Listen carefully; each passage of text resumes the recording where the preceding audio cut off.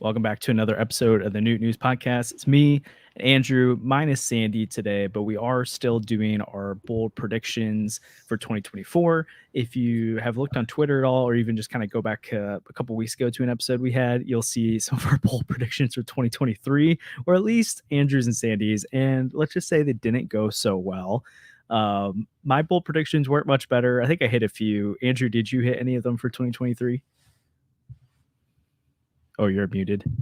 Yeah, no, I did not. It was really bad. I think I had Tyler O'Neill and Jack Flaherty both finishing top something in awards. I had Waino tossing a no-hitter that didn't end up happening, and like a bunch of other things that were just not great. Sandy hit one of his that Miles Michaelis would receive an extension, but I feel like if we could go back and make it so that he could get none of his bold predictions right, we probably would. So I don't know. We'll do better this time. My bold prediction for this year is that I will get one of my bold predictions right. Yeah, and my bold prediction is Twitter won't hate me anymore. So I don't think Twitter hates me. I'm more the vocal minority at times, but that's okay. I don't know if we'll ever get rid of the Twitter mob, but it happens. So we're just gonna jump straight into it because I think we've got a lot of them. I think they're fun, but we also want to get to some of your bold predictions as well. So if you have any as we're in the chat, go ahead and throw them in there and we'll try to react to them probably toward the end of the episode. So if you want to throw them in there, we might not get to it right away, but we will at some point. If you're listening in audio, you can go check on Twitter. We had a bunch of replies and we're going to try and react to some of those as well. I think we have like 40 something so far, bold takes. So yeah, throw some in the chat as we're going through, or react to ours too. We'd love to know, but I'll go and start and lead off with mine. And I don't think this is all that bold, but I do think it's going to be bold to other people, or at least some people within Cardinal Nation. So we'll start off mine. My first bold prediction is that the Cardinals will have a top 10 bullpen in all of baseball. We put ERA plus on there as like a definitive point, but I'm just going to say in general, like it'll be clear that the Cardinals have a top 10 bullpen in all of baseball next year.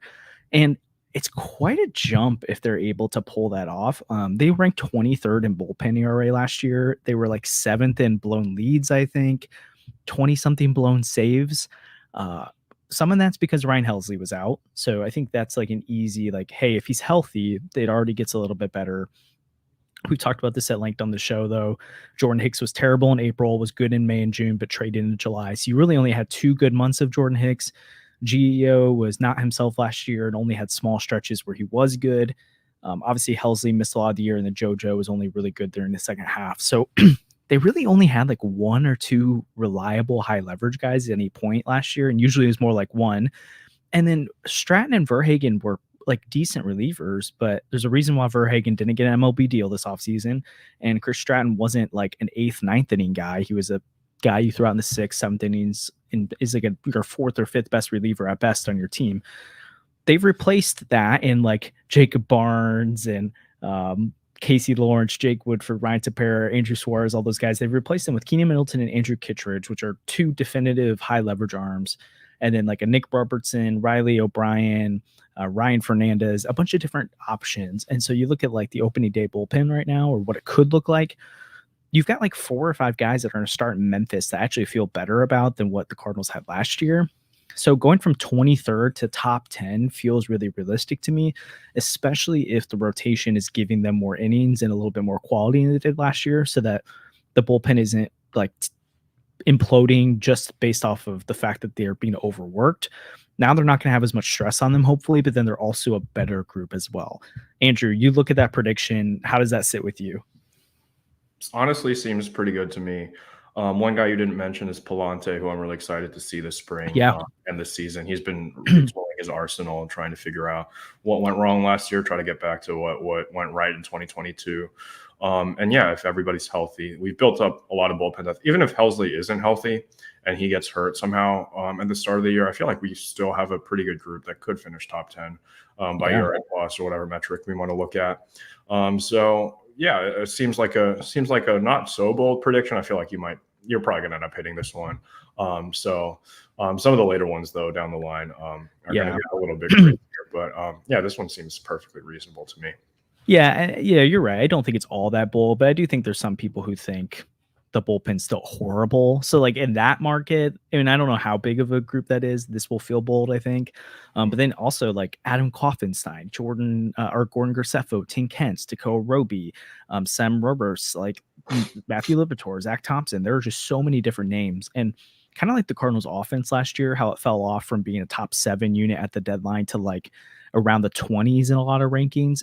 Like they just started throwing out random arms out there toward the end of the year. So I don't think the bullpen would have finished as bad if they had been trying to bring more arms in, but they didn't. They tore it down. So that's, you look at where they finished. It wasn't like, obviously the bullpen started off really bad, but I think it could have been better at the end of the year. But now I really do think it's definitively taken a step forward. So that's my first bold prediction.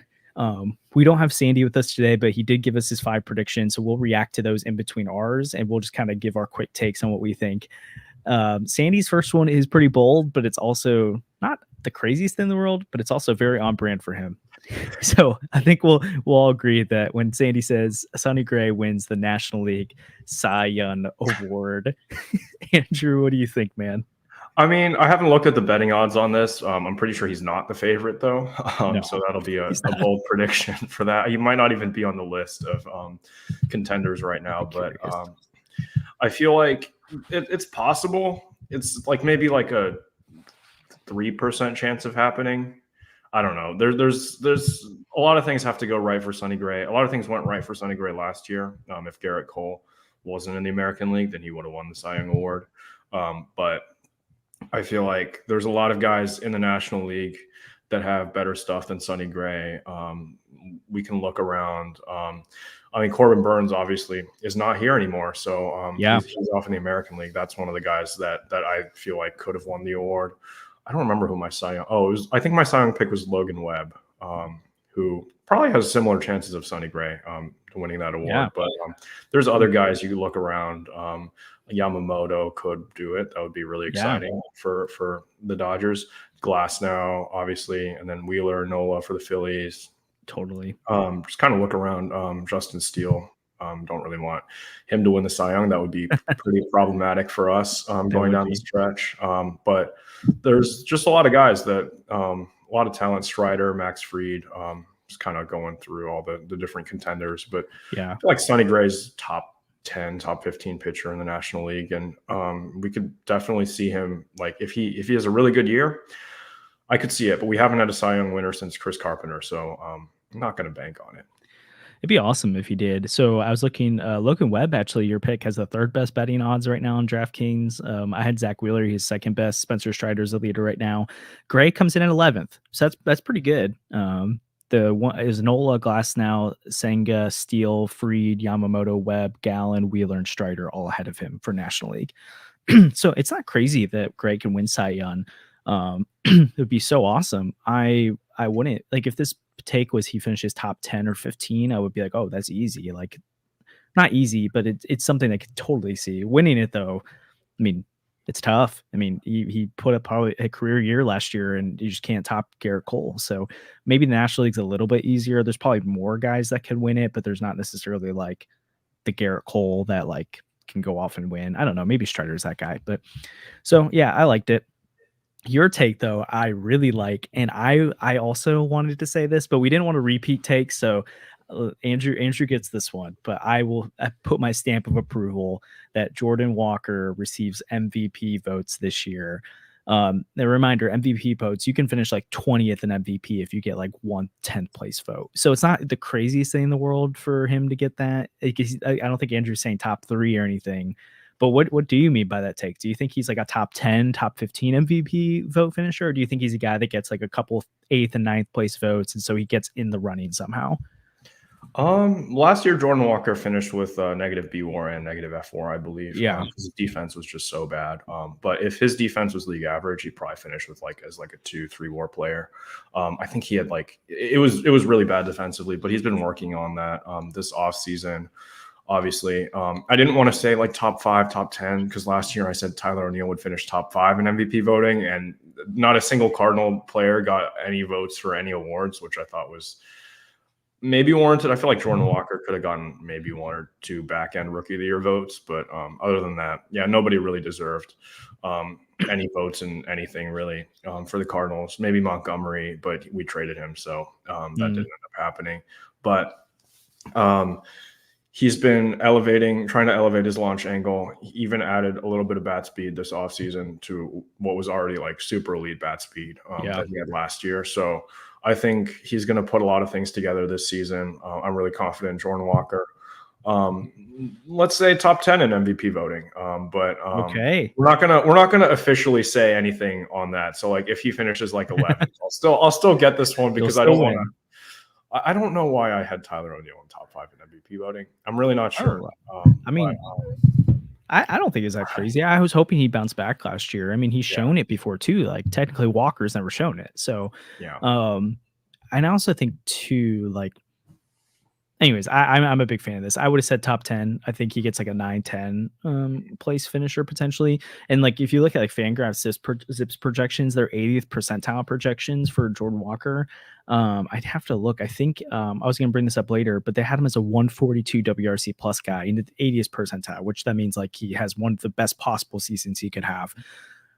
I think he's got it in him. I'm really excited to see Walker this year. So I'm feeling good about that prediction, Andrew. I think you're gonna do well with that one. So those are 3 so far. We've got some in the chat. Caleb Noble just threw one in there that like, come on.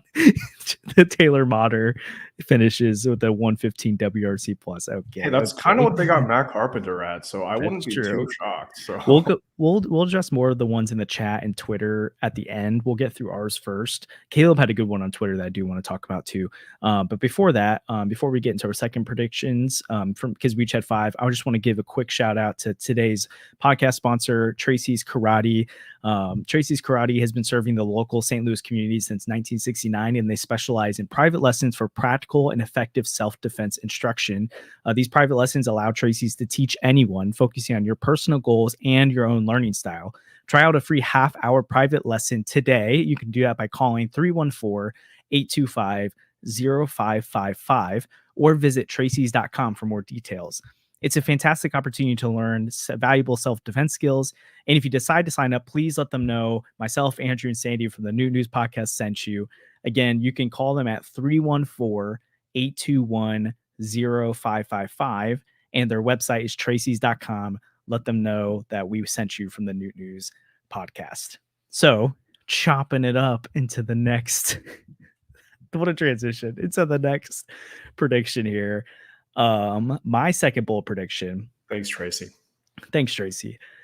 is that over 5 Cardinals next year are going to qualify and have a WRC plus over 120. Now, I don't know if people realize how crazy this would be.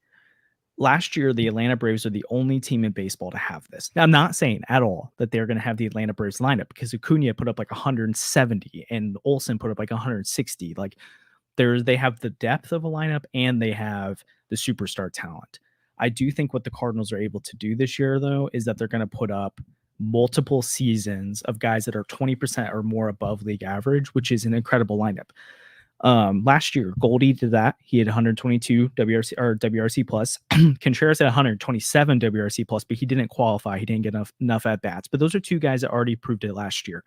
Nootbaar was at 118 WRC plus, and honestly, I think he would have easily hit the over on that if he wasn't hurt so much. Now, health is a real thing, but we're not talking about, outside of Arenado and Goldie, guys who had down years last year. We're talking about guys who had health issues. I can name 7 different Cardinals that I think could easily hit the over 120. Goldie, Newt. Heard that one before. Hey, 7 All-Stars is different from that's Sandy go way out there. This is 7 120 WRC plus, which puts you as like a top 40 hitter in baseball, by the way. At least if by WRC plus. I know it's not everything, but it's a stat I really like. So Goldie, Nootbaar, Contreras, Donnie, who had 118 last year, Gorman, who was at 118 last year, Walker, who was at 116 last year, and then Arenado, who is at 107, but is usually consistently over 120. And honestly, you could put sneaky picks of like an Alec Burleson as 120. Again, I'm not going to put him, if I had to predict, it wouldn't be him, but like there's a world. And then Dylan Carlson, especially if he's platooning against left-handed pitching, he wouldn't qualify. So I don't know if he'd hit on this, but he could put up 120 or more. I'm definitely gonna hit this one. I think it's bold, but I think it's gonna happen. Like if I had to put any of them as I'm most confident in, it's this one. And if I had to bet, I actually think a multiple of them go over 130 as well. And those guys I would probably put as Gorman and Walker are the two guys that pick over 130 with Contreras maybe getting up there. But I think it's pretty easy. We see 120 from 5+ hitters. How does that sit with you? Yeah, I feel like that makes a lot of sense. You mentioned the guys who were super close last year already. And 120 WRC plus is just 20% over league average. It's not that crazy. So yeah, out of qualified hitters though, that puts you in the top 40 last year. Yeah. I went to check that. So that's like, I mean, I'll pull it up on here, like what kind of hitters that is, but it's pretty good company. Yeah, I feel like, I mean, qualified is hard because if like one of those guys goes down, then yep, they're not going to be qualified if they go down for any like stretch of like time that's like significant. So yeah, I could see, like you said, Goldie Arenado probably going to do it, Contreras, and then Nootbaar, Gorman, Walker, Donovan, just like pick a couple of those guys to do it, and then yeah, that would be a really, really good season offensively. I feel like it's bold, but it's definitely possible. It's not 7 All-Stars level, but it's also still we're gonna have one of the top lineups in all baseball, probably behind the Braves and the Dodgers. I don't know if there's any AL teams that have better lineups than that, but yeah, I feel like it's bold, but it makes sense.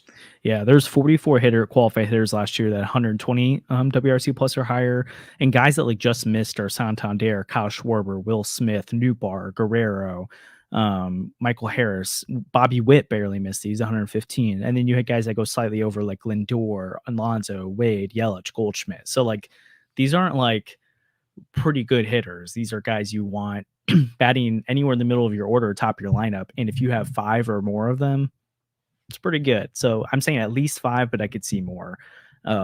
Sandy's prediction is similar but different, and I also like his too. I think it's a variation of mine, and he thinks there's going to be 8 qualified hitters with a 105 WRC plus or higher, which again, as we just talked about, there's 7 different guys that can go to 120, but then you also put in like Tommy Edmonds done over 105 before, so he's a guy that could do that. Mason Wynn, I think that's probably a stretch to ask Mason to be over league average at the plate this year, but who knows? Ivan Herrera, Burleson. I feel like I'm missing someone right now. Honestly, Matt Carpenter could even do that in a small sample size. He wouldn't be qualified though, so I don't think he'd fit into that. But yeah, I also like this too because I think the strength of the Cardinals lineup is not, they don't necessarily have the middle of the order. Unless Jordan Walker, Nolan Gorman, and guys like that take steps forward this year, then they could start having a middle of the order that competes with some of the best in baseball. But what they have is they have like a lot of guys that are probably the top 3 or 4 hitter on any team, or top 2 even sometimes. But they have like 5, 6 of them. And so they might not be the superstar that's going to win MVP, but they have so many of these really, really good bats that are just below that level potentially. So that's the strength of this lineup, is that they have a lot of those guys and they go deep. So Andrew, it's kind of the similar as the one before, but any other thoughts on that? Yeah, I'm looking at the OPS plus graph for on Baseball Reference for our team last year. And not all of these guys are qualified, but the guys who had an OPS plus over 105 are Wilson Contreras, Paul Goldschmidt, Nolan Gorman, Nolan Arenado, Lars Nootbaar, Jordan Walker, Brendan Donovan, Ivan Herrera, and Richie Palacios. So that's already like 11 guys. That's a lot of guys. That did it. The only guys on the depth chart that didn't do it are Paul DeJong and Tyler O'Neill, who aren't on the team anymore.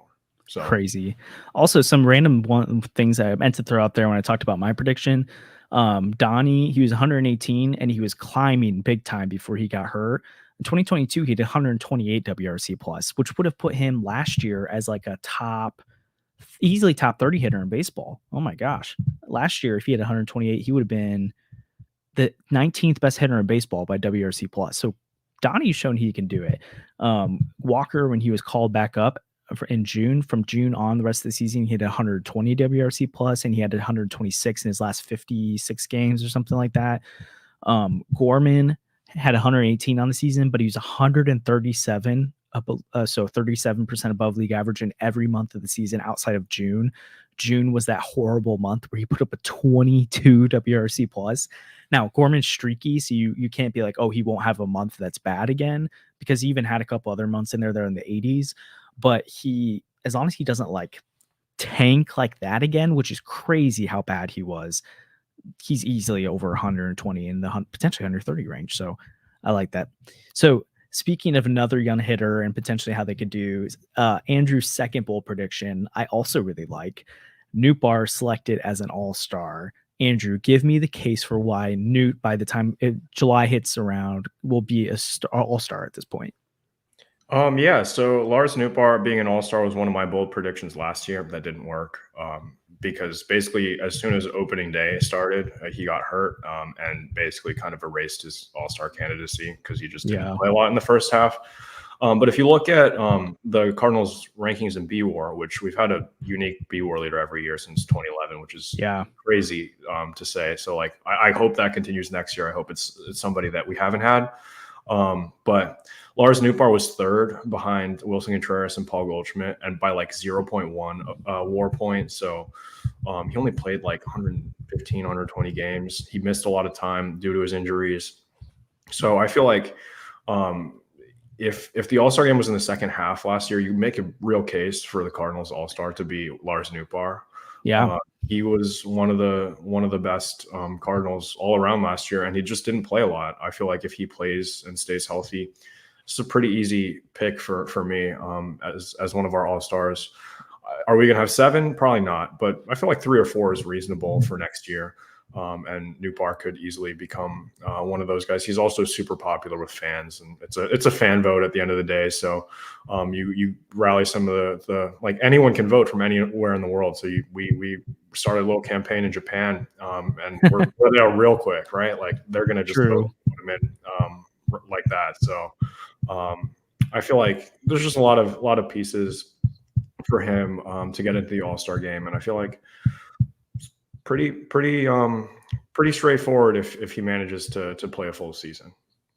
Yeah, last year, I don't have his WRC plus, but he had an 846 OPS in the second half of 2022 when he became a full-time player, and then his longest stretch of games without injury, because he had that broken finger on opening day, and then he had a back injury, which that's a real thing. That's not a fluke injury, but then he had the groin injury later. But between the back and when he hit the foul ball off his groin, he had an 893 OPS, and that was in I think like 200 plate appearances or something like that. It's a long stretch of baseball.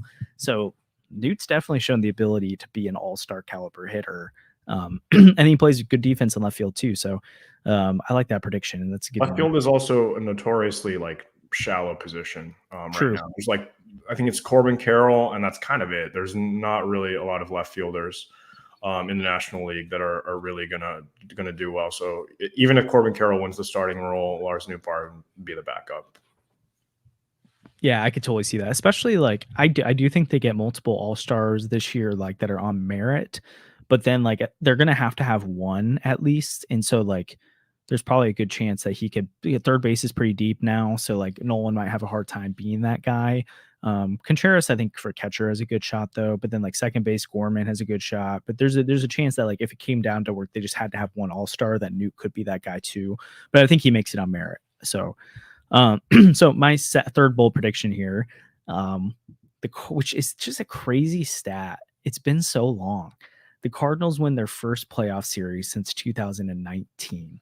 That's wild that it's been since they got swept by the Nationals in the NLCS that they've won a playoff series. And the playoff series, the one against the Braves, was kind of odd too. So it's an interesting one to look back on. And honestly, they had a good chance of winning the one against the Phillies. They had game 1 in the bag, and then obviously the Ryan Helsley situation happened. It's tough, but I do think the Cardinals make the playoffs this year. I think in my opinion, they're maybe not the clear cut, but I think it's pretty safe to say they're the favorite right now. I think the Reds, in my opinion, are the only other team that I'm really nervous about. I'm not nervous about the Brewers. The Cubs, maybe if they add a couple of big names. I'm more nervous about the Cubs in 2025 and 2026 because of this young talent coming. I do think it's real. I do think the NL Central will be a lot better in a few years here, and the Cardinals have to be ready for that. But I do think they make the playoffs. And then I do think if they're in the playoff hunt, we'll talk about one of us' prediction later. I'm assuming they're going to add, and hopefully, so this is pointed out to me the other day. I thought it was a really good point. The Cardinals have had to be very reactionary at the deadline in recent years because they've had huge needs, like back end needs, like things like you can't not have a fourth and fifth starter. You have to go do it. If they have a rotation that's intact, they might be able to actually upgrade it for once. Like Jordan Montgomery ended up doing that, but that wasn't necessarily, they weren't acquiring him as an ace, right? Like he was going to be a good arm, ended up being a lot better. I think they could go out and make a bigger play. So I think they'd make a good move at the deadline, or maybe a couple moves. The young, again, if they're making the playoffs, I think that means the young talent's brimming. And the young talent's brimming, then that means Goldschmidt or Arnano might not even be your best players anymore. They might be like the fourth or fifth best players in this team, which that's a really good lineup. And then you stack them up. Like I think they wouldn't be facing the Braves or the Dodgers in round one if they win the division. They'd be facing the worst wild card team, and then that's probably like the Diamondbacks or which I know they just made the World Series and they've gotten better. So maybe it's not even the Diamondbacks. It might be like the Reds or something like that. I think they have a good chance of winning of their first playoff series since 2019. And that's as far as I think they get. I don't see them beating the Braves, the Dodgers, but it's also baseball. You never know. So Andrew, do you think them winning a playoff series do you even think that's bold? I think it's bold in the minds of Cardinal fans, but what do you think? I don't think a Central team has won a playoff series since I think the last time an NL Central team won a playoff series is when we beat the Braves. I'm actually fairly confident in that. Yeah, I don't know if the Brewers have. 2020, we sent 4 teams to the playoffs in that weird 8-team playoff on each side, and all 4 teams lost in the first round. Oh man! And then 2021, we lost the wild card game. The Brewers lost the Braves, and then 2022, we lost the Phillies. And then 2023, the Brewers lost the Diamondbacks in the wild card round. So I think that was the last time any NL Central team won a playoff series to begin with, which is kind of crazy to see how bad this division has gotten in the last couple of years. But I think it's fair. I feel like as long as the Phillies were a bad matchup for us, they have a very wild card series rotation for Nola and Wheeler at the top, and you just need to win 2 games. So after that, it's kind of done. But I feel like the Phillies are going to do better. And the Braves might contend for the NL East this year. Probably not. Don't really feel like betting against the Braves to win that division. But then after that, the NL is really thin. It's really top heavy. The Dodgers, Braves, Phillies, Cardinals, and then the Diamondbacks and the Reds kind of floating around. You don't really know who's going to take the last couple spots. So I feel like as long as you don't run into a team like the Phillies, who start off poorly and then have to settle for that third wild card spot, then I feel like it's pretty reasonable, pretty doable. But it's also a 3-game wild card series. You never know what's going to happen. Exactly. But even the Phillies, they had that top 2 last time around too, and the Cardinals, again, they should have beat them. They had Jose Quintana. Wait, Miles Michaelis went game 1, or was it Jose? It was Quintana. And he went 5 or 6 scoreless. Yeah, and he went right up against Wheeler, or was it Nola game 1? Man, I'm blanking. Wheeler, and they should have won that game. And then game 2, the Michaelis and the bullpen only held I think the Phillies only scored 2 runs. So again, a short playoff series, anything can happen. We'll see. I don't think it's that crazy, but I think it's bold to other people, so that's why I put it in there. The next one can beat the Dodgers. I mean, anything can happen. I don't think the Diamondbacks should beat the Dodgers last year, but they did. I would put those odds even less this year, but because also the Dodgers rotation was in shambles at the end of the year. So it actually wasn't that crazy now to think about the Dodgers loss, because they had Lynn, Miller, and I don't even remember who Kershaw. Kershaw threw a third of an inning, gave up 6 runs. I forgot about that. So I do think it's hard to beat them, but I do think the Cardinals against any team outside of the Dodgers and Braves, I give them a pretty good shot. Doesn't mean they're favored, but I think it's realistic that they win the series.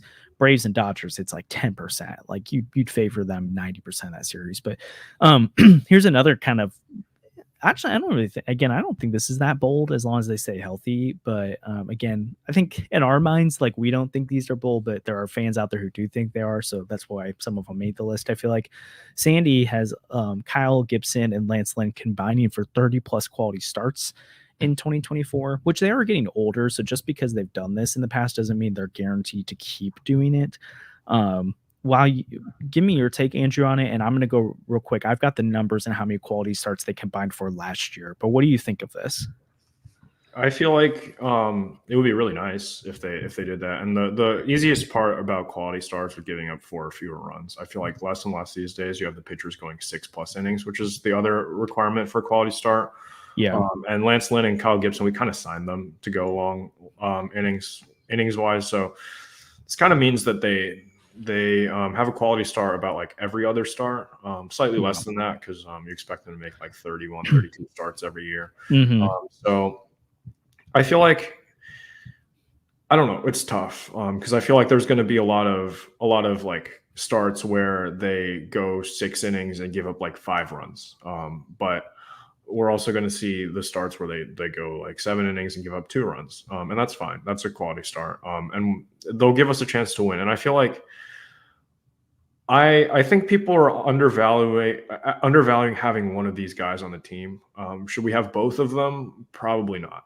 But I feel like one of these guys is definitely necessary to like allow the team to continue, like the bullpen to stay fresh and the rotation to not have to like stretch Jack Flaherty out into like the 6th inning on 120 pitches because yesterday Dakota Hudson only gave you 2 innings. Like that's just not something that we're going to see a lot of this year because Lance Lynn and Gibson are going to eat a lot of those innings for us. Yeah.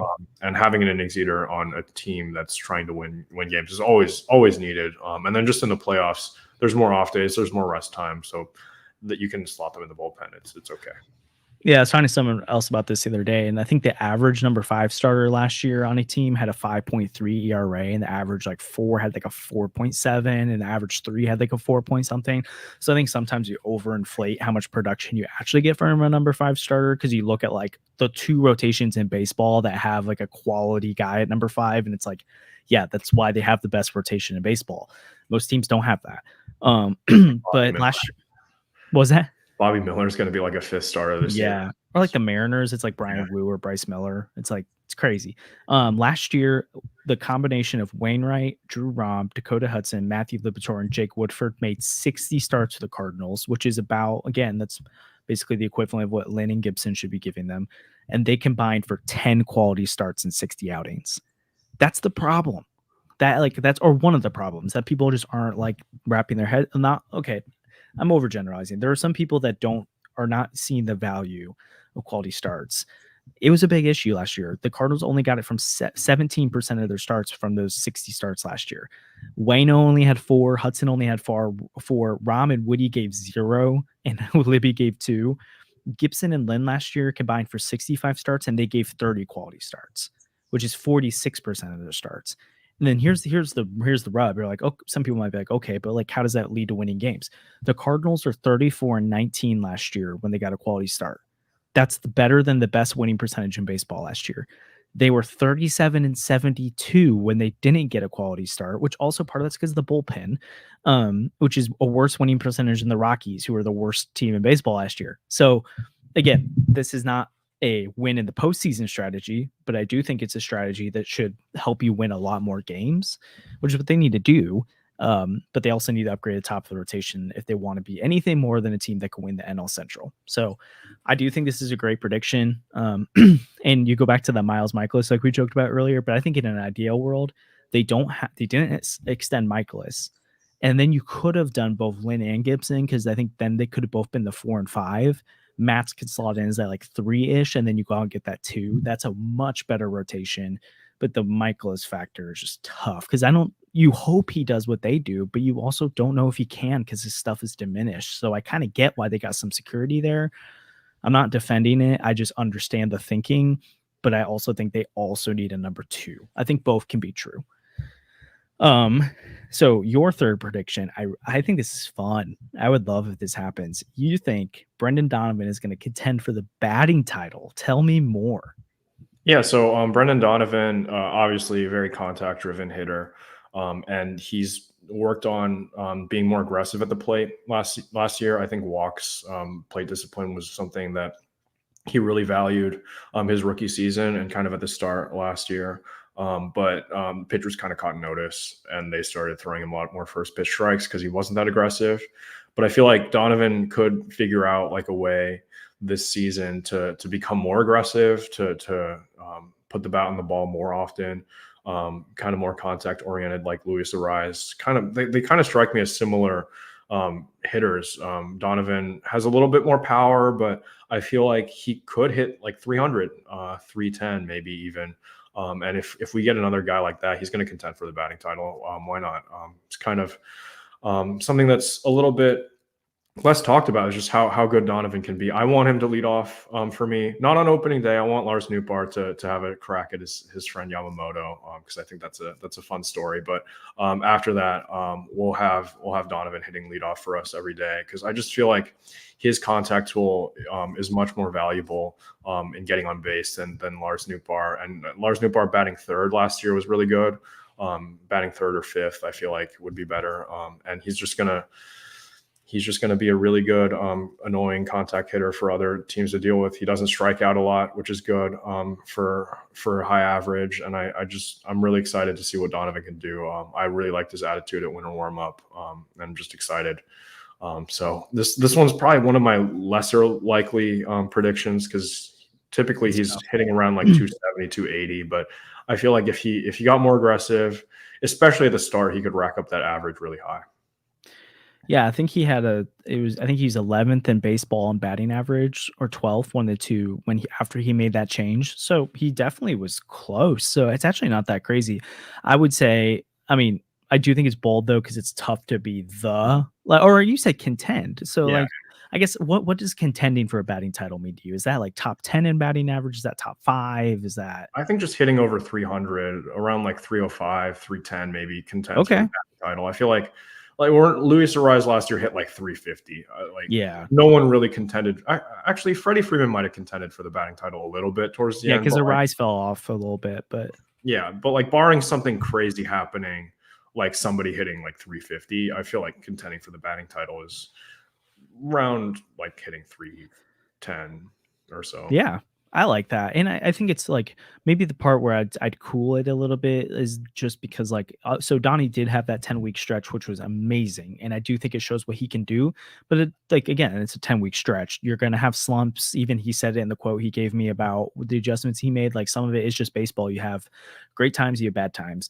I do think a 10-week stretch is a lot of substance though. So like, I do think he can be a top 20, top 25 guy in batting average at least. But I think he prioritizes more like he wants to mash the ball. He's not just trying to go for singles. So I don't think he's necessarily a guy who's just trying to slap hit it like an Ariz is, or Freddie Freeman, who just is insane at getting on base in any way possible. And he also will take a walk when needed too. So that's probably where I put like a little bit lower, but I like the idea of it. And contending, I think that could definitely happen. Yeah, really, I mean, power hitters can hit for average too. Like Goldschmidt, a couple years ago, hit like 290. Last year showed him at 304, so I had to sneak that in there for you. But gosh. So anyway, that's my NL MVP, and would have been my Cy Young. Brendan Donovan? No. Yeah. Okay. Here's one that I also don't think is bold, but I think it's going to be unpopular, which is kind of why I threw it in there. Is I do think, especially if the Cardinals have a good year, that Ollie Marmol will receive a contract extension. You want to talk about our new merch real quick? Yeah. I wish we had a picture to show people right now. So Andrew made an awesome shirt that was, you could describe it. It's just for Josh. It says "Holding Moe's Water" on it. You can go check it out. But I feel like that's kind of what he's doing right now. But it's okay. What? We'll let him go. Andrew, we're supposed to be friends. I'm not. So I was gonna say before you told me I'm holding Moe's water. Sometimes people just need to listen to my takes before they tell me that. But that's fine. I'm not saying. I'm telling you what I think is gonna happen. I'm not telling you it's the right thing. I do like Marmol, and I do think in this scenario he probably will deserve a contract extension. But he has to prove it, and things have to go well. And I do see a scenario where it's Yadi or Dane Descalso or Matt Holliday or someone else as the next manager. I think it's probably like a 50. I'd probably put 60% that all these back next year, but I think it's they start slow, things don't go well. At the end of the day, as a manager, you're judged by your wins and losses. You're not judged by potential. You're judged by what you do on the field. So he had one good year, one bad year. He's in a contract year. This is going to make or break the rest of his the potential of going forward with the Cardinals. It just will. I do think, though, the Cardinals are going to make the playoffs. They're going to win the division. They'll win a playoff series.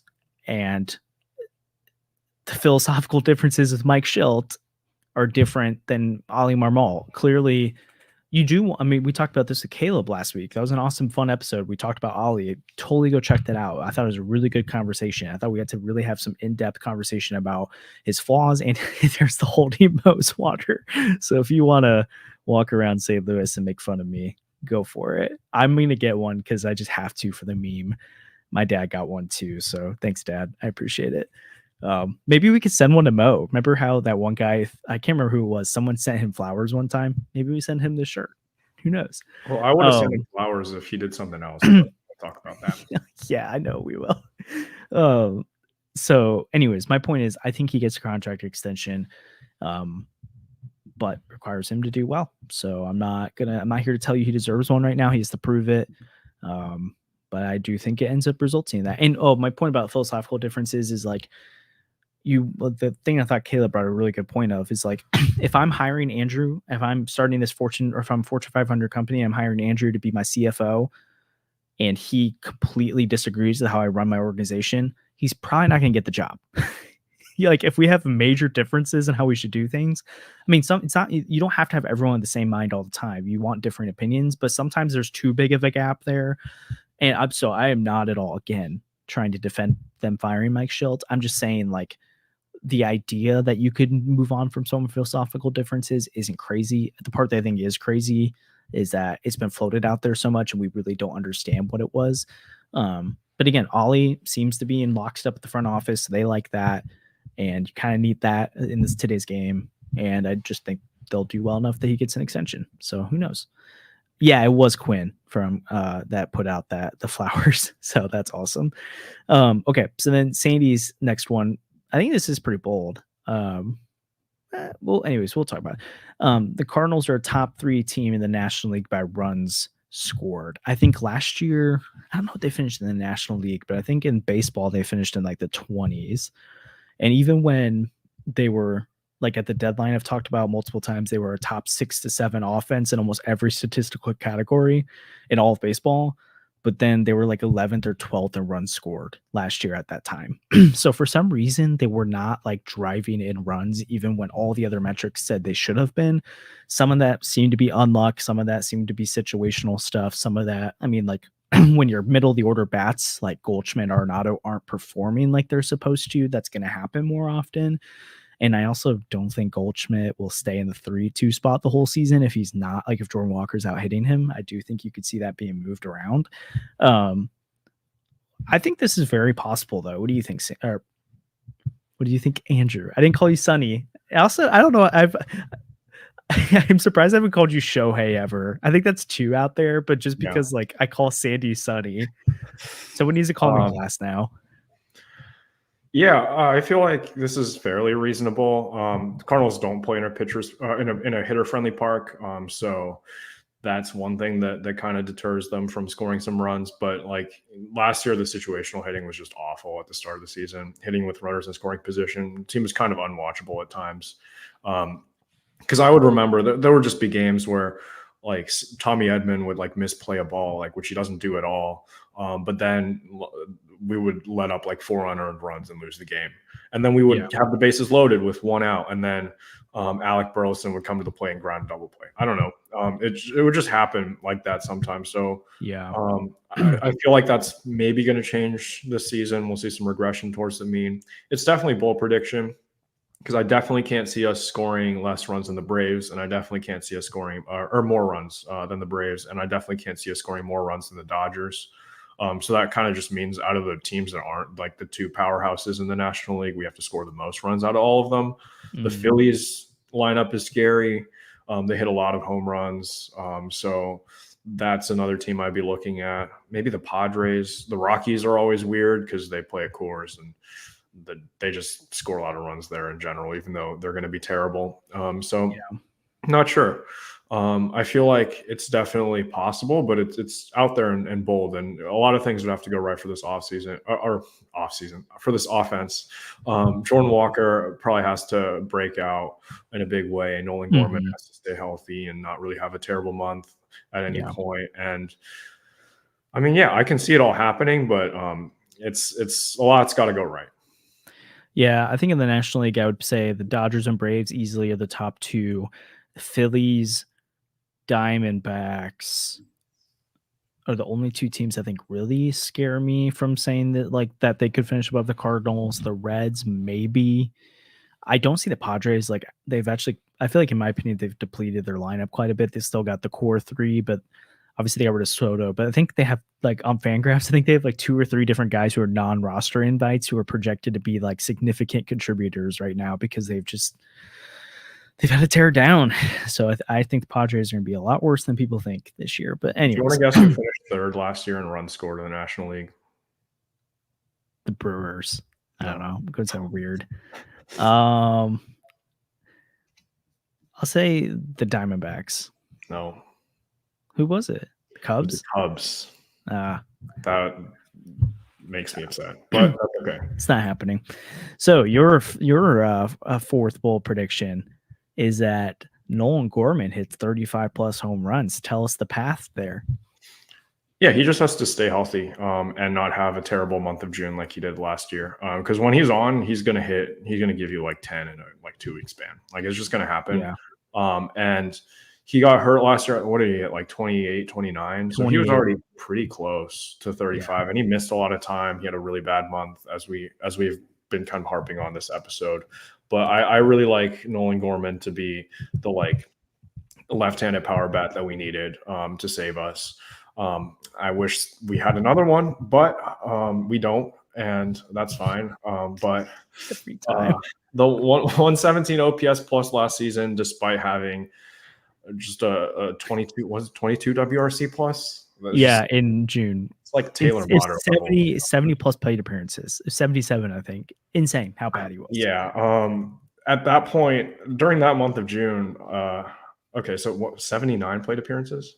Yeah. So I've looked, he had a 136 WRC plus in all other months. Okay, because Taylor Motter had 82 plate appearances all of last year and a 23 OPS plus, so he was even better than Nolan Gorman in June. So imagine Nolan Gorman's worse than Taylor Motter for an entire month. That happened.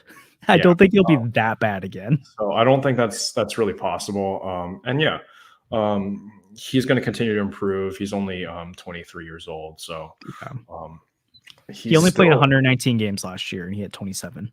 Yeah, so if he plays like 140, even like 35 is within reach.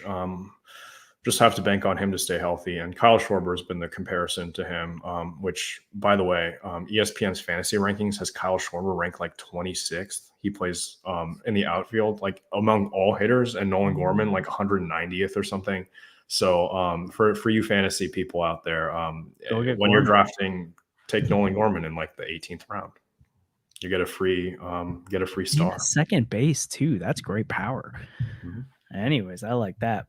Yeah, so let's keep moving because we definitely want to try to hit some of. We're not going to be able to hit everyone's in the chat and Twitter. There's just so many, but we're going to try and hit as many as we can. But we'll go through these last 3 as quick as we can. Mine's a building off of Andrew's for my 5th bowl prediction, 5th and final.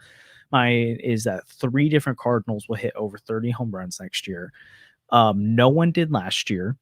I think Goldie and Arenado both did 2 years ago, which I think was the first time Cardinal teammates had both hit over 30 in a while. Obviously, Gorman got close.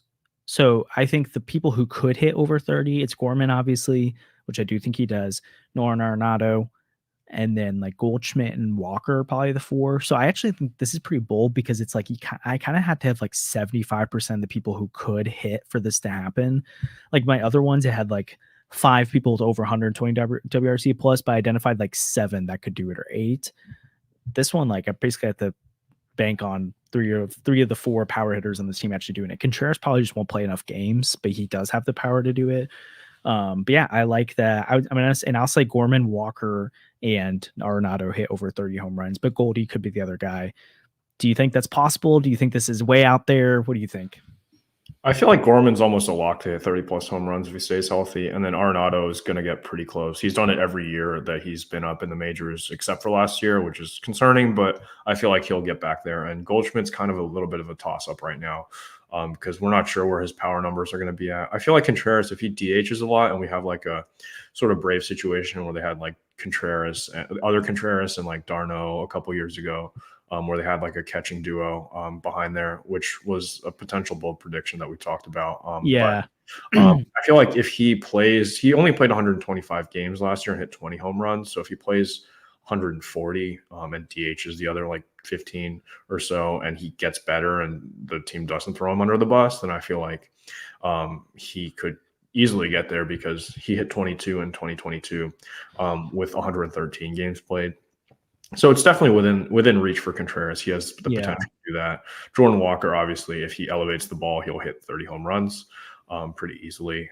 And you never know. Someone could just come out of nowhere and start mashing. Victor Scott. Yeah, Victor Scott, 30 home runs inside the park home. If we start playing at Polo Grounds, then maybe, yeah. Maybe. Yeah. I do think like if Contreras DHs a lot more because he hit, I think he was, 120 games last year, but he only he caught 80 of them. So he did like 40 DHing.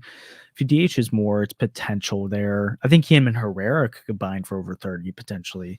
Yeah, I'm curious to see how many games I don't know if he'd get to play in 140 games, even as a DH, but we'll see. I have a story coming out tomorrow on the Cardinals catching situation. It came out the other day about the Herrera and Contreras dynamic. And I think JTL Realmuto was the only guy who caught 130 plus games last year. And then only 12 catchers caught over 100. So it's a dying breed. That's for sure. Yeah. My other bold prediction though, was that Contreras and Herrera would combine to be the best catcher duo in baseball, post the highest WAR. But then I looked, and Contreras, Kisner, Herrera were already second in WAR last year and B-WAR, and only 0.1 behind. I can't remember who number one was. So I was like, not that bold. So I left it off. So, almost Andrew's there. The Sandy's last bold prediction is the Cardinals will get 3 Gold Gloves and finish near the top of the National League in DRS. Andrew, the 3 Gold Gloves are going to go to Jordan Walker, Alec Burleson, and Wilson Contreras. Could you imagine? Yeah, so I feel like this is fair. We had 5 Gold Gloves in 2022, was it, or 2021? We've won the team Gold Glove twice in a row in 2021, 2022. The defense just wasn't there last year. Arenado, I feel like, is almost a lock to win it, but Ke'Bryan Hayes is always a sneaky threat. And Matt Chapman might end up in the NL at some point, so that's another really good defensive third baseman. I feel like Tommy Edman, Brendan Donovan both could, again, contend for the utility Gold Glove, depending on where Tommy Edman plays. He might even win the Gold Glove in center field because he was just that good last year defensively in center field. In left field, Lars Nootbaar has a pretty good shot. There's not a lot of good defensive left fielders. Like Tyler O'Neill won it twice in a row. And I think one of those seasons he got hurt, as he usually does. So I feel like we could see that happen as well. Mason Wynn is a guy that we didn't even talk about at all with any of these bold predictions, who easily could do that. He's the highest throwing shortstop in all of baseball, although MLB.com doesn't want you to know that. We'll tell you that here every time. He can throw the ball 102 miles an hour, and because he used to be a pitcher. Look at that. Fun two-way players.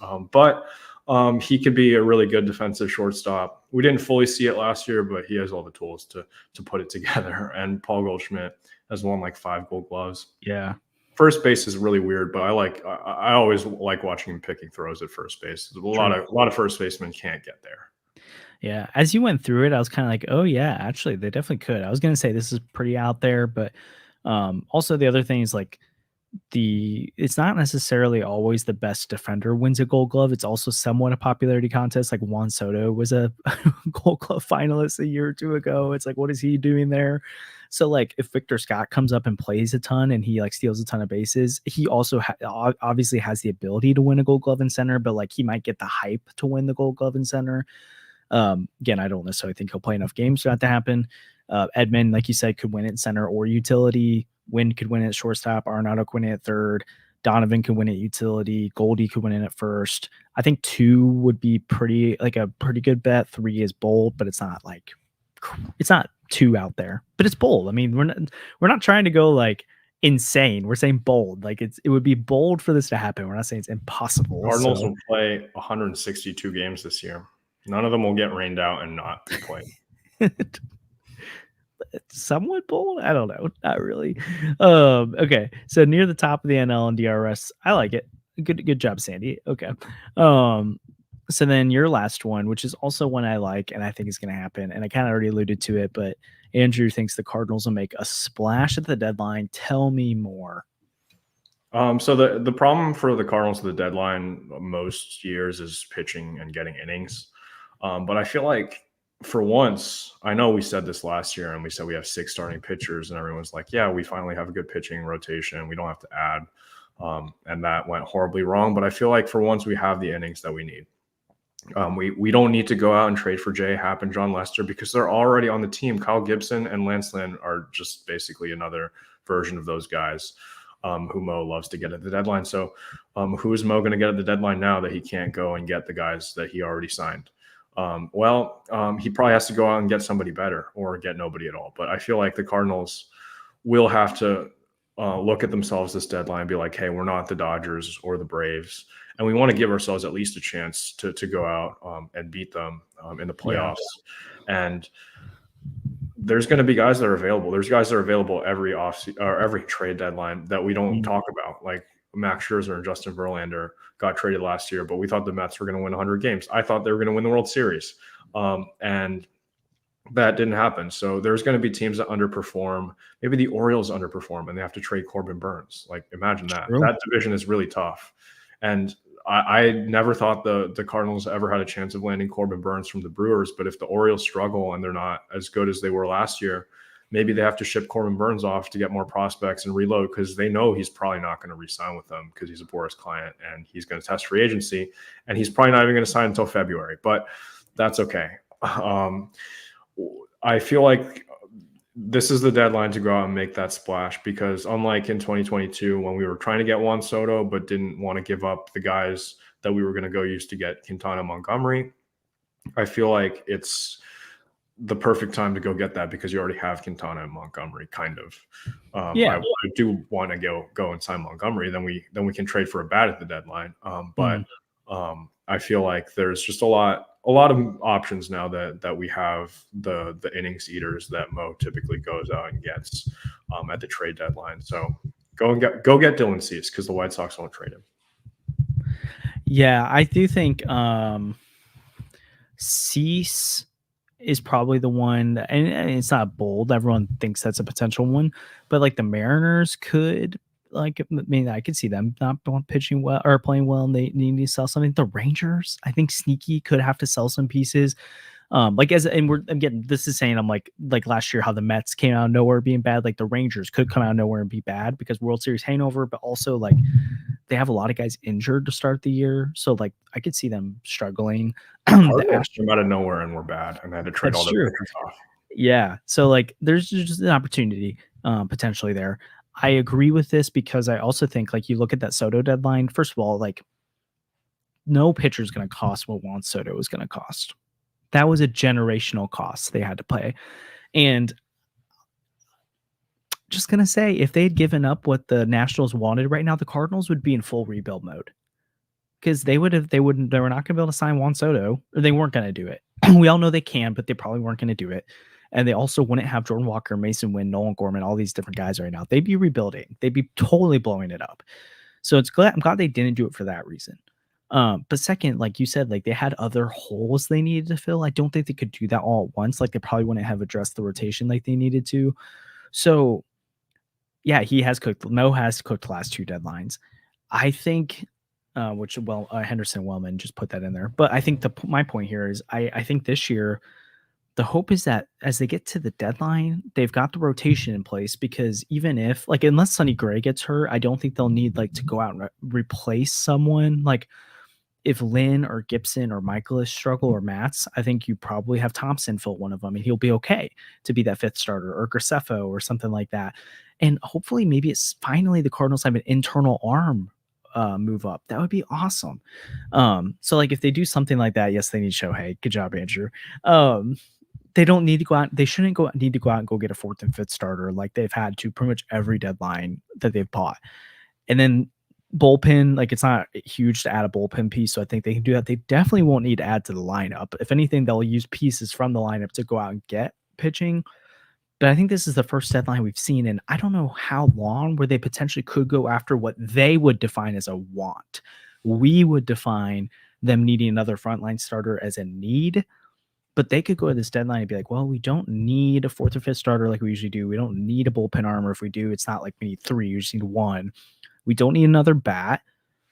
We can consolidate some of those assets that we would have done to make 3 or 4 trades, or instead of trading this depth to make a trade, we can use the depth on our bench and we can trade some of these higher level prospects or one of our contributors to go get an arm. I love this. I think if they're in contention, this is the first deadline in forever that they could actually go do it. I thought they could have done it last deadline if they're in contention, but obviously they weren't, so they weren't going to do it. So I love it. I think it makes a lot of sense. And those are our 5 bold takes. We'll post them on Twitter and stuff later too, and Instagram for you guys to be able to rate them. If you're listening on Spotify, that'd be a good way to, or any other audio, be able to see them.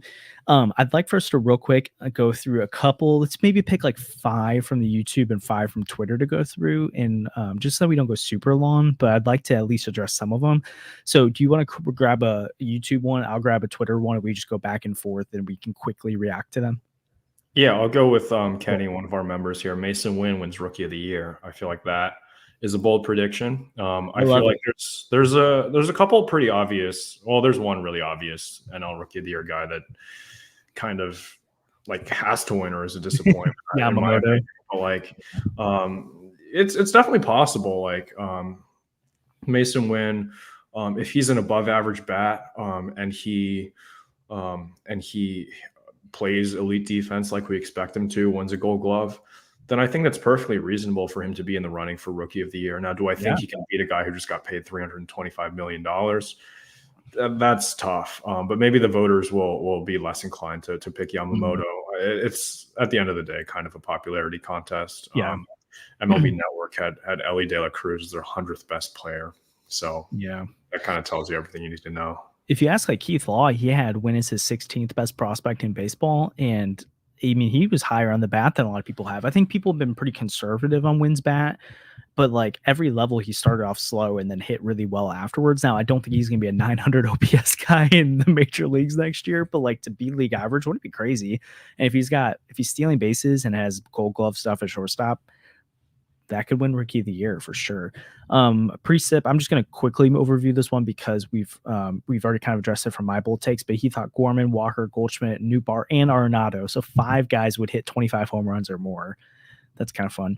But yes, Jared Deno, so JD23889 on Twitter, said Matz has a healthy season, throws 150 plus innings with a sub 3.5 ERA, and they won't miss Jordan Montgomery because of it. I like this one. I really do. Now, I don't think he reaches like the Jordan Montgomery heights that how Jordan did, but like I do think Matz, if he's healthy, will be a lot better than people think.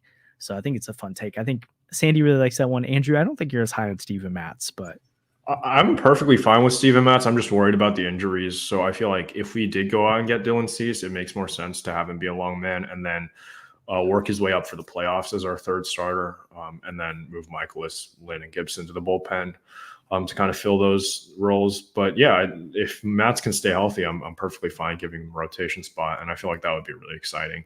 I think he's the starter on this team with the second highest ceiling, because I feel like I know what you're going to get out of Michaelis and Gibson. Do you know what you're going to get out of Lance Lynn? He might be really good again. He's like 2 years coming from like top 3 Cy Young voting, but then he's also a year coming off from being one of the worst pitchers in all of baseball. So that's kind of up in the air. So I don't think Lynn can live up to 2021 Lynn, but I feel like Matt's out of all of the players, out of all the starters, has the highest ceiling. Yeah. Do you have another YouTube one you want to go to?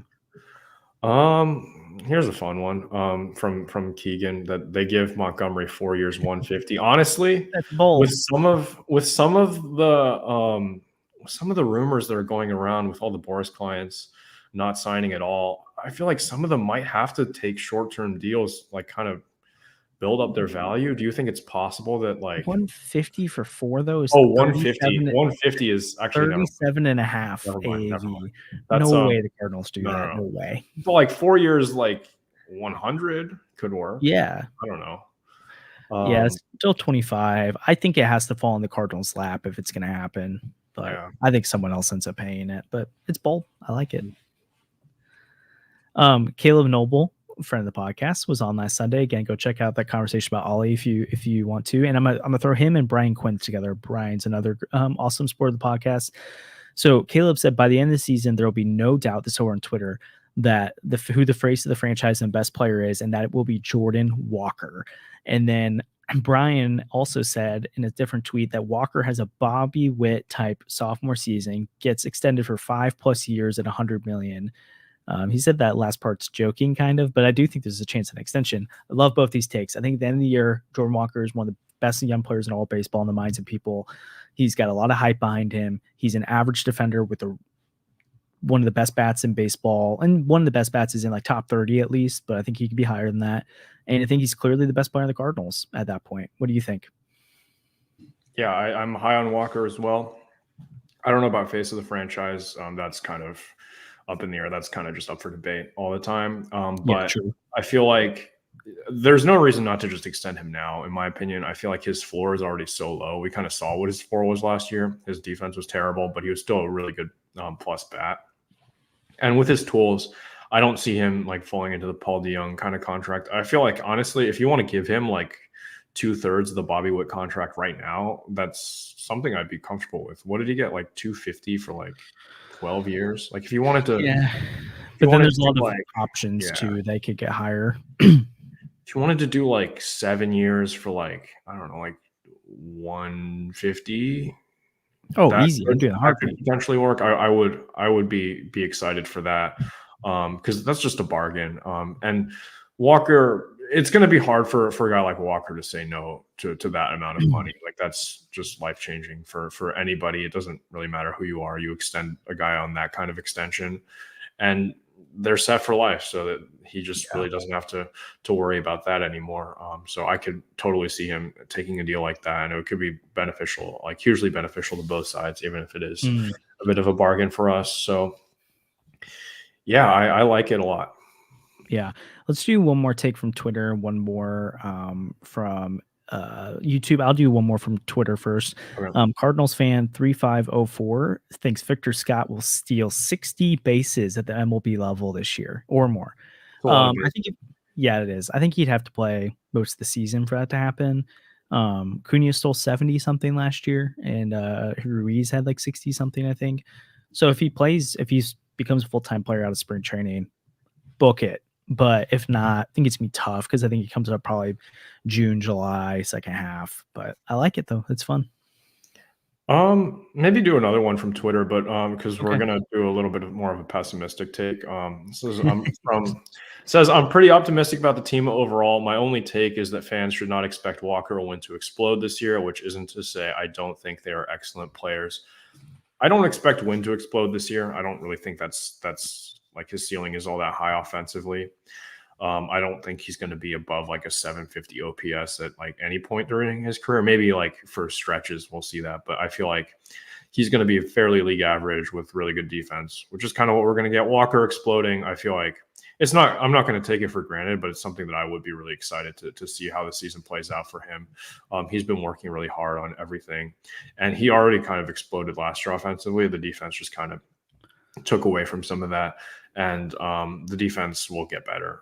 He is too athletic for it to not get better. So I think last year Walker's rise went really under the radar because of how poorly the team played, and just how bad his defense was, and just in general there were a lot of things surrounding it that were not as exciting for people as normally it would be. Like if Walker came up in 2022 and produced like that, then everyone would be super excited for Walker, and we wouldn't really be talking about whether or not he's like disappointing or not. It would just be good stuff, good and really exciting for the team. So I don't think either of those things are like expected to happen. I think one of them kind of already did happen, and the other one is no one's really expecting Wynn to be that great offensively.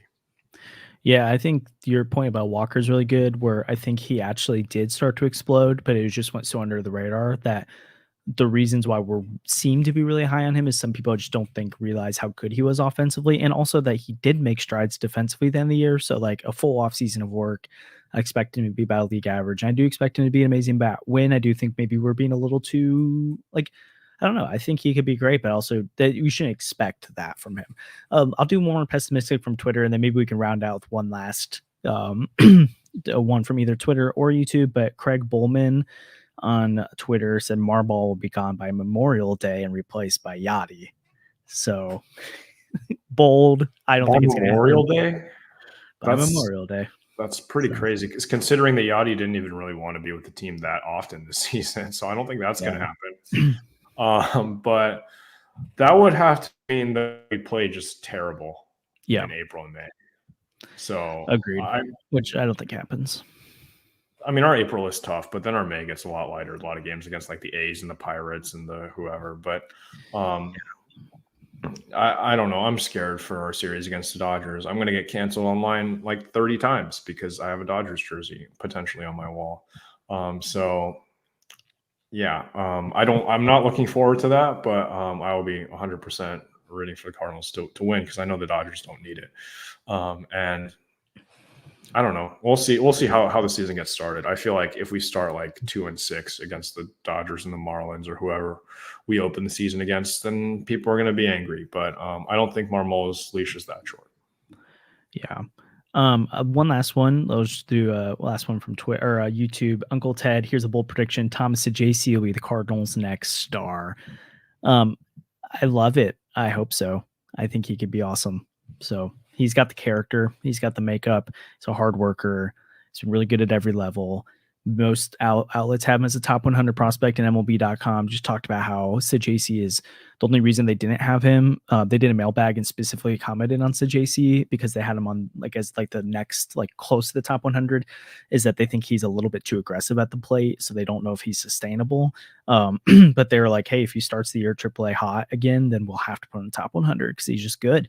But then I think Blake Newberry's done some good stuff on Viva Alberto's about him. There's some other people that have broke down to JC, but like he, even for how aggressive he is, he doesn't necessarily have a plus like contact rate, but he hits the ball so good every time he hits it that like it kind of doesn't matter that he's that aggressive, and that he doesn't necessarily like, he's not a Luis Arise where you're just going to hit everything you throw at him. But when he hits it, it's not, and he's also not like a 30% strikeout guy. So he's not like a swing and miss guy, but he's more of like a 250 hitter for contact, but he hits the ball so well that he's going to hit 260, 270 average instead. So anyway, so JC, I think he could be really awesome. I'm excited to see him. I'm so curious how they're going to make it all work to get them all in the lineup, but I'm excited about it. Yeah. I feel like, I don't know. I'm not as much of a like hoard all the prospects kind of guy, so I feel like trading to JC for top end pitching talent might be smarter, because we already have all those positions kind of filled. But if he comes up and starts mashing, then I'll eat my words right away. But yeah, I'm super excited to see what he has in store. I hope he at least builds his value this season, spring training in AAA. So yeah, excited to see what he has. I think if they have real questions about the bring back Goldie or not, I'm holding on to JC, because I think Gorman or Donovan could go over the first base, maybe a Burleson, and then you really have a spot for JC. Or Contreras could play first base, honestly. But yeah, we'll see. So again, if you're watching right now, we'd love if you like and subscribe. Helps the podcast out a ton. Obviously, we kind of jokingly showed you the new news about Holy Mo's water merch, but that's a real thing. So we've got some other cool stuff on there, Sonny Gray and Noel Gorman stuff. Again, we also have this membership program on YouTube. So if you go on, especially on the online browser version of YouTube, and you go by the subscribe button, once you're subscribed, you can click join. And we've got a really fun Discord channel going over there. And we've got some really fun. We've got our first like really cool content coming out Wednesday that's not like a traditional episode. I don't know if we want to talk about it. Let Andrew, if either you could tell him what it's going to be or we can leave him hanging. But stuff like that if we make more of it, we might be able to start releasing early to people who are on our Discord. But then also we have really fun conversations over there. So it's just a great place if you'd like to have like good in-depth Cardinal conversations that aren't like where Twitter can kind of blow up sometimes. It's just $1 a month, but there's higher tiers too, or we'll start live streaming games with viewers and stuff soon too. So it's really fun. But again, regardless, if you could just hit the like button and subscribe, it helps us out a ton. Andrew, anything you want to say on the way out? You can talk about the episode or you can leave them hanging. That's on you. You decide. Yeah, I guess you'll just have to figure it out. It was 6 hours of editing on my part, so there's a lot of time went into that. So I hope everybody enjoys it. So seriously, like when you guys see that video Wednesday, if you're listening now, please share with people. Honestly, not even just like just the work Andrew put into it. And we're excited to have some other types of videos that come out like it. We're really excited. We think one's really cool. So yeah, that's all we can say for now. But look out on Wednesday for a really cool special episode. And yeah, thanks for joining. We really appreciate it. Again, like and subscribe on the way out. Thanks again to Tracy's Karate as being the sponsor of this podcast. And again, you can check them out at tracys.com or at their phone number 314-821-0555. And make sure you tell them the New News podcast sent you, so they just know you found out about us found out about them through the podcast. Again, Wednesday's episode will be really fun. Excited for you guys to see that. And then we'll be back next Sunday. Spring training will be going by then, so we'll have plenty to talk about. Until then, thanks for watching. We really appreciate you all. Appreciate the support, and we'll see you next time.